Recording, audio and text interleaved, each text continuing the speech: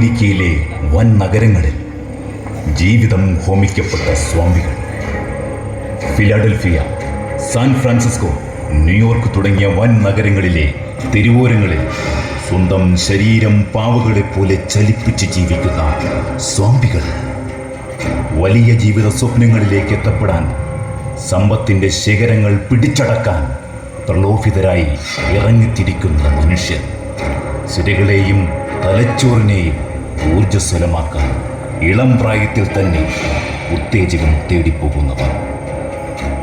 ലക്ഷ്യങ്ങളിലെത്താതെ ചതിക്കുഴികളിൽ വീണുപോയ മനുഷ്യ ജന്മങ്ങൾ. ഇത് ആധുനിക ലോകത്തെ മയക്കുമരുന്ന് മാഫിയ ലോകത്തിലെ വൻ നഗരങ്ങളിൽ സൃഷ്ടിച്ചെടുത്ത സോംബികൾ. വളരെ പണ്ട് കാലത്ത് തന്നെ സോംബികൾ ലോകത്ത് സൃഷ്ടിക്കപ്പെട്ടിരുന്നു. ടാറ്റുറോ എന്ന മയക്കുമരുന്നും ബഫർ മത്സ്യങ്ങളുടെ കൊഴുപ്പിൽ നിന്നും വേർതിരിച്ചെടുക്കുന്ന ടെറോറ്റോഷിൻ എന്ന പദാർത്ഥവും കൂട്ടിക്കലർത്തി ഉണ്ടാക്കിയെടുത്ത സൈലോസിൻ ആദ്യകാലത്ത് തോട്ടങ്ങളിൽ പണിയെടുത്തിരുന്ന അടിമകൾക്ക് ഉത്തേജകമരുന്നായി കൊടുത്തിരുന്നു.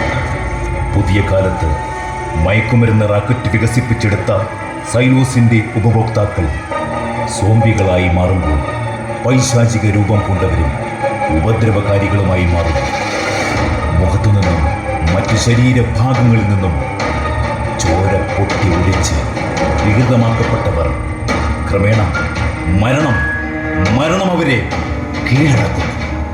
സോംബികൾ ഇന്ത്യയിലെ, പ്രത്യേകിച്ച് കേരളത്തിലെ നഗരങ്ങളെയും കലാലയങ്ങളെയും സോംബികൾ കീഴടക്കുന്നു.